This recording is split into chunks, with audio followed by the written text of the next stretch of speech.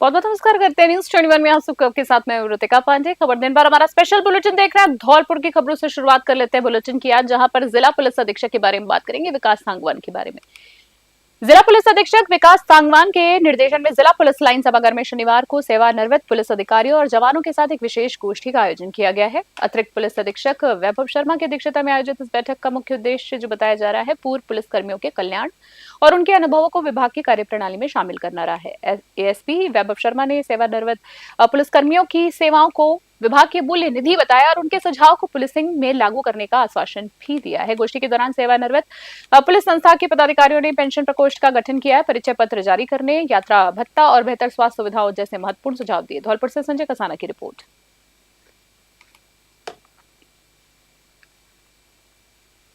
अगली खबर की बात करें, सोजत रोड से देख रहे हैं, जहां कहते हैं ना कि अपनी जन्मभूमि का कर्ज वही चुकाते हैं जो तरक्की के बाद भी अपनी जड़ों को बिल्कुल नहीं भूलते हैं। सोजत रोड मुंद्रा परिवार ने कुछ ऐसा ही करके दिखाया है। पाली जिले के सोजत रोड स्थित राजकीय बालिका उच्च माध्यमिक विद्यालय में दानदाताओं की उदारता से छात्राओं के चेहरे खिल उठे हैं। मूल रूप से सोजत रोड निवासी और हाल सालावास गुजरात में कार्यरत मुंद्रा परिवार ने विद्यालय के विकास और छात्राओं के प्रोत्साहन के लिए बड़ी घोषणाएं की हैं। भामाशाह, जगदीश मुंद्रा, विनीत, प्रमोद और कालूराम मुंद्रा परिवार की ओर से विद्यालय की 280 बालिकाओं को ट्रैक सूट और 280 टी शर्ट्स वितरित किए गए हैं। विद्यालय में कमरों की कमी को देखते हुए भामाशाह परिवार ने 2 नए कक्षाओं के निर्माण की घोषणा की और उन्हें जल्द पूरा करवाने का आश्वासन दिया। कार्यक्रम के दौरान ग्रामीणों ने भामाशाह प्रबोध मुंद्रा का साफा पहनाकर और माल्यार्पण कर गर्मजोशी से स्वागत किया। प्रधानाचार्य अर्चना चौहान ने भामाशाह परिवार का आभार व्यक्त किया। पाली से ललित तिवारी की रिपोर्ट।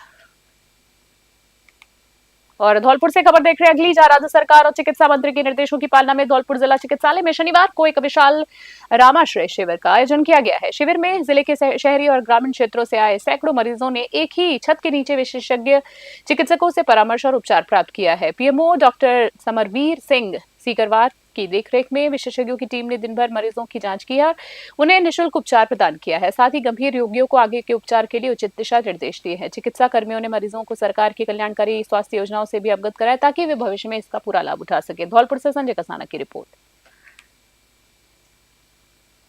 चिकित्सालय धौलपुर में माननीय मुख्यमंत्री महोदय के निर्देशानुसार, माननीय चिकित्सा मंत्री महोदय के आदेशानुसार रामाश्रय कैंप का आयोजन किया जा रहा है, जिसमें बड़ी मात्रा में जो वृद्धजन हैं उसका लाभ प्राप्त कर रहे हैं। सभी लोगों को सहूलियत प्रदान की जा रही है। इसमें विभिन्न प्रकार के चिकित्सक हैं जो चाहे वो सर्जरी का हो, मेडिसिन का हो, चाहे ईएनटी का हो, चाहे स्किन का हो, सारे डॉक्टर यहाँ उपलब्ध हैं और सब लोगों को बहुत ही बेहतरीन तरीके से सारी सुविधाएं उपलब्ध कराई जाएंगी। मानसूर से अगली खबर देख रहे हैं, जहां कोटपुतली बैरोड जिले के बानसूर क्षेत्र में इन दिनों भक्ति और आस्था का और अध्यात्म का अद्भुत संगम देखने को मिल रहा है। यहाँ आयोजित हो रहे अर्थवेद प्राण विराट यज्ञ को विद्वान महाभारत काल के बाद सबसे विशाल और पौराणिक अनुष्ठान बताया जा रहा है। बता रहे इस महायज्ञ के लिए 11 फीट लंबा, 11 फीट चौड़ा और 11 फीट ही गहरा विशेष हवन कुंड तैयार किया गया है। आप देखिए विजुअल में, जहां हवन कुंड तैयार करने के बाद जो अपनी भव्यता के कारण क्षेत्र में चर्चा का विषय बन चुका है। ब्रह्मचारी आश्रम के प्राचार्य राजकुमार शास्त्री के सानिध्य में हो रहे इस यज्ञ में प्रतिदिन लगभग 2 क्विंटल खीर की आहुति दी जा रही है और इस विराट आयोजन का प्रतिदिन करीब 2 लाख रुपए का व्यय भी बताया जा रहा है, जो पूरी तरीके से स्थानीय श्रद्धालु और आमजन के स्वेच्छा से दिए दान में संचालित है। मानसूर से सतीश शर्मा की विशेष रिपोर्ट। ये अथर्ववेद पारायण यज्ञ का आयोजन हमने किया है आश्रम पर, वो इस निमित्त किया है कि अथर्ववेद जो है ये चौथा वेद है, अर्थात अंगिरा ऋषि पर सृष्टि के आदि काल में भगवान ने, परमपिता परमात्मा ने उनके हृदय में अथर्ववेद का ज्ञान दिया था। अग्नि, वायु, आदित्य और अंगिरा, ये क्रमशः ऋग्वेद, यजुर्वेद, सामवेद और अथर्ववेद, चारों वेदों का 4 ऋषियों के हृदय में ये ज्ञान दिया था। और राजा इक्ष्वाकु के समय में ये पुस्तक के रूप में ये वेद आए। वेदों का नाम श्रुति है। श्रुति इसलिए है कि गुरु और शिष्य की श्रवण परंपरा से जो ज्ञान आगे बढ़ता गया, इसलिए इनका नाम श्रुति पड़ा। और धौलपुर से अगली खबर देख रहे हैं, जहां बात करें धौलपुर का तीर्थराज मंचकुंड 11 मार्च को एक ऐसे उत्सव का गवाह बनेगा जहां मजहब की दीवारें टूटेंगी और इंसानियत एक बार फिर से मुस्कुराएगी। समाजसेवी अनिल अग्रवाल 66 अनाथा और बेसहारा बेटियों के बाबुल बनकर उनका घर बसाने जा रहे हैं। बेहद सराहनीय कदम है और खास बात यह है कि इस मंडप में हिंदू, मुस्लिम और सिख तीनों धर्मों की गूंज सुनाई देगी। खूबसूरत पहल है बेहद। आगामी 11 मार्च को समाजसेवी अनिल अग्रवाल द्वारा आयोजित 8वें भव्य सामूहिक विवाह समारोह में 66 बेसहारा और अनाथ कन्याओं का विवाह पूरे रीति रिवाज के साथ संपन्न कराया जाएगा। अब तक अनिल अग्रवाल 511 बेटियों के हाथ पीले कर चुके हैं और 11 मार्च को होने वाले इस 8वें आयोजन के साथ ये आंकड़ा और ज्यादा बढ़ जाएगा। लाडली जगमोहन मंदिर मंचकुंड के इन कन्याओं को शगुन स्वरूप शादी के लिए लहंगा, ओढ़नी, चुनरी सहित अन्य वस्त्र भेंट किए गए हैं, जिन्हें वे विवाह समारोह के दौरान पहनेंगे। और इस दौरान मंदिर के महंत कृष्णदास, राजीव सिंगल, धर्मेश और धर्मेंद्र शर्मा, जी हाँ, धर्मेंद्र शर्मा सहित अन्य लोग मौजूद हैं। धौलपुर से संजय कसाना की खास रिपोर्ट। 11 मार्च 2026 को तीर्थराज मचकुंड धाम धौलपुर में 66 कन्याओं का विवाह हो रहा है। ये सर्वधर्म सामूहिक विवाह आयोजन है। ये हमारा 8वां आयोजन है। इससे पूर्व में 7 आयोजन हम कर चुके हैं। इसमें 9 बच्चियां मुस्लिम समुदाय की हैं, 10 बच्चियां सिख समुदाय की हैं और 47 बच्चियां हिंदू हैं। इसमें 44 बच्चियां ऐसी हैं जिनके माता पिता और भाई नहीं है, जो लगभग 12 जिलों से, गांवों से, बिहारों से हम ढाडी ढाडी जाकर उनको ढूंढा है, हमने उनका चयन किया है। तब मचकुंड धाम मंदिर में उनका विवाह होगा। और अगली खबर की बात कर लेते हैं, जहां राजधानी जयपुर में आमजन में विश्वास और अपराधियों में भय के व्या को, जी हाँ, वाक्य को चरितार्थ करने के लिए पुलिस बल और पुलिस कमिश्नर सचिन मित्तल ने शनिवार को विद्याधर नगर थाने में विशाल जन सुनवाई की और इस दौरान कमिश्नर ने स्वयं परिवादियों के बीच बैठकर उनकी पीड़ा सुनी और मौके पर ही अधिकारियों को सख्त निर्देश जारी किए। जन सुनवाई में पुलिस थाना विद्याधर नगर, शास्त्री नगर, भट्टा बस्ती, कोतवाली, जालूपुरा, संजय सर्किल और नाहरगढ़ पुलिस थाना क्षेत्रों की बड़ी संख्या में लोग मौजूद रहे, अपनी समस्याएं लेकर पहुंचे।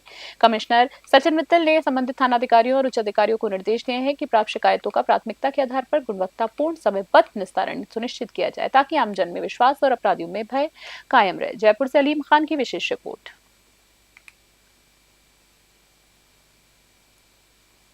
धौलपुर से अगली खबर देख रहे हैं। धौलपुर के सदर थाना क्षेत्र के अंतर्गत शनिवार दोपहर एक भीषण सड़क हादसे में एक युवक की जान चली गई। बेहद दुखद खबर आ रही है। भरतपुर बाईपास पुल पर एक अज्ञात वाहन ने बाइक को पीछे से जोरदार टक्कर मार दी, जिससे बाइक सवार युवक कान्हा पुत्र लाल सिंह कुशवाहा की मौके पर ही हालत गंभीर हो गई और अस्पताल ले जाते समय उन्होंने दम तोड़ दिया। पुलिस ने शव को कब्जे में लिया है, जिला अस्पताल की मोर्चरी में रखवा दिया और परिजनों को सूचित कर दिया।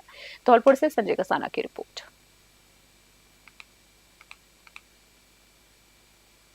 चोमू से अगली खबर देख रहे हैं। जयपुर के चोमू इलाके के गोविंदगढ़ कस्बे में पुलिस की कार्यप्रणाली पर सवालिया निशान खड़े हो गए हैं। 132 केवी जीएसएस कॉलोनी स्थित सरकारी आवासों में हुई बड़ी चोरी की 1 महीने बीत जाने के बाद भी गोविंदगढ़ पुलिस के हाथ अब तक खाली है। पुलिस की इस विफलता से आक्रोशित कर्मचारियों ने अब राज्यपाल और जयपुर ग्रामीण एसपी का दरवाजा खटखटाया। शनिवार को राजस्थान विद्युत तकनीकी कर्मचारी एसोसिएशन की बैठक आयोजित की गई, जिसमें पुलिस की कार्यशैली पर नाराजगी जताई गई। कर्मचारियों ने चेतावनी दी है कि यदि जल्द ही चोरों को गिरफ्तार और सामान की बरामदी नहीं हुई तो संगठन उग्र आंदोलन करने पर मजबूर होगा। चोमू से जयपाल सिंह की रिपोर्ट।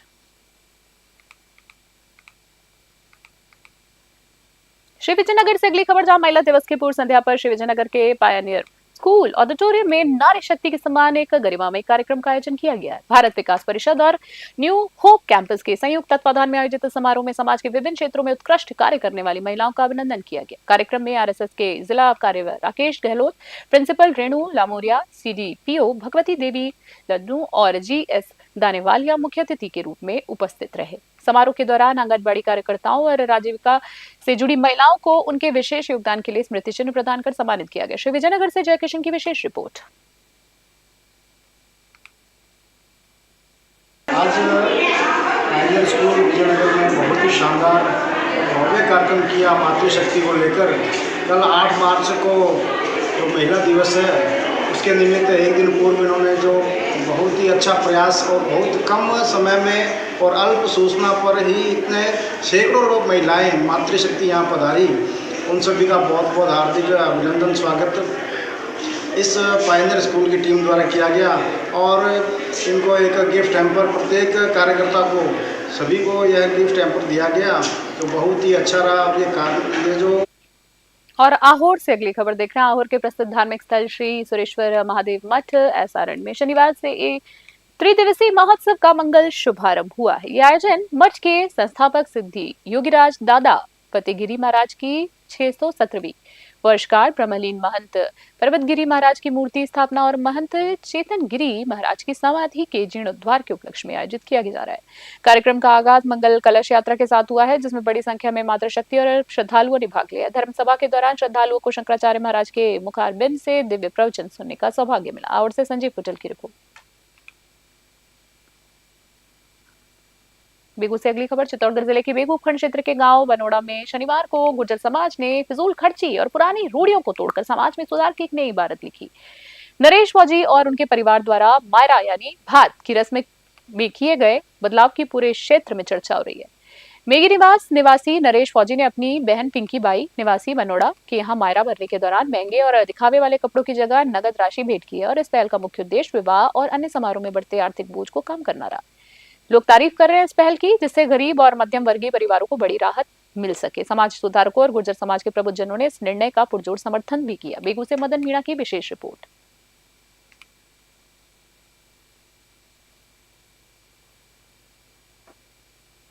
चोमू से अगली खबर। जयपुर जिले के चोमू उपखंड के समोदा थाना अंतर्गत कुशलपुरा गांव में युवती का शव कुएं में मिलने से मामले में शनिवार को कड़ा विरोध प्रदर्शन देखने को मिला है। दुखद खबर है, 5 सूत्री मांगों को लेकर परिजनों और ग्रामीणों द्वारा किया जा रहा धरना प्रशासन की समझाइश और ठोस आश्वासन के बाद समाप्त हो गया। मामले की लापरवाही बरतने के आरोप में चलते कांस्टेबल अजय और एएसआई मदन को तुरंत प्रभाव से लाइन हाजिर कर दिया गया है। मृतक युवती के पीड़ित परिवार को 10 लाख रुपए की आर्थिक सहायता प्रदान करने की सहमति बनी और परिवार के भरण पोषण के लिए प्रशासन द्वारा एक डेयरी बूथ आवंटित करने का निर्णय लिया गया। पूरे घटनाक्रम और पुलिस की कार्यशैली की जांच अब एएसपी नारायण लाल शर्मा को सौंपी गई है। वहीं धरनास्थल पर पहुंचे एसडीएम दिलीप सिंह, एएसपी रजनीश पुनिया और पूर्व विधायक रामलाल शर्मा ने परिजनों के साथ लंबी वार्ता की। चोमू से जयपाल सिंह की खास रिपोर्ट।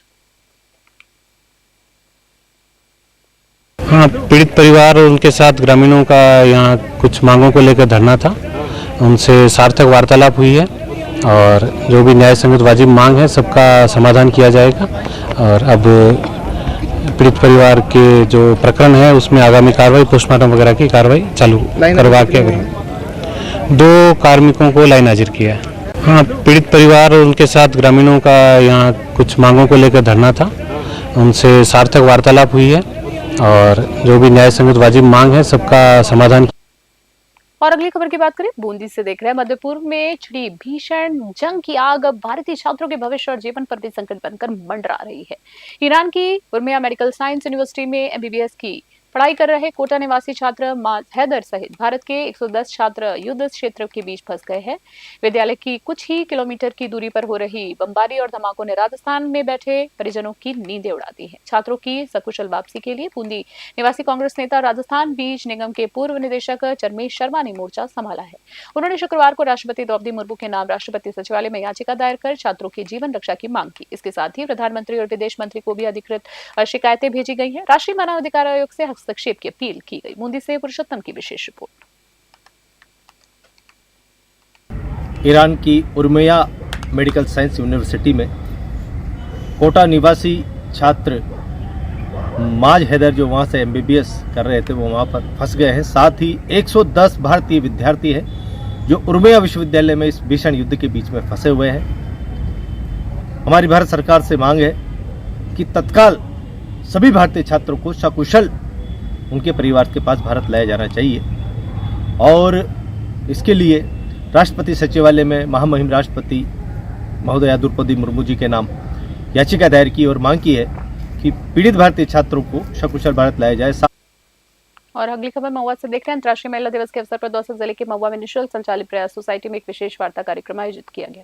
इस कार्यक्रम में बालिकाओं और महिलाओं को शिक्षा, आत्मनिर्भरता और महिला सशक्तिकरण के विषय पर जागरूक किया गया है और इस दौरान बालिकाओं ने कहा है कि महिलाएं हर क्षेत्र में अपनी प्रतिभा का लोहा मनवा रही है। यदि महिलाओं को सही रास्ता मिले, शिक्षा मिले, अवसर मिले तो देश और समाज में विकास महत्वपूर्ण योगदान दे सकती है। कार्यक्रम के दौरान बालिकाओं ने भी अपने विचार व्यक्त किए और महिला सशक्तिकरण को लेकर अपने अनुभव साझा किए। देखिए महुआ से रवि कुमार शर्मा की रिपोर्ट में।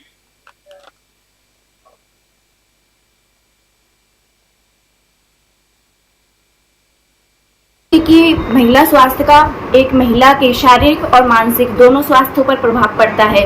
महिला अगर शिक्षित होगी और अच्छा स्वास्थ्य होगा उसका तो वह परिवार का और उसके समाज का दोनों का विकास कर सकती है। महिलाओं के लिए ग्रामीण क्षेत्रों में अधिकतर हम देखते हैं कि उन्हें पर्याप्त चीज़ों की उपलब्धता नहीं। महिला शिक्षा के बारे में कुछ बोलना चाहती हूँ। पहले के समाज में महिलाओं को शिक्षा का अधिकार नहीं था, समाज उन्हें हीन भावना से देखता था, लेकिन वर्तमान में ऐसा नहीं है। वर्तमान में महिलाओं को शिक्षा के रूप में पूरे अधिकार दिए जाते हैं।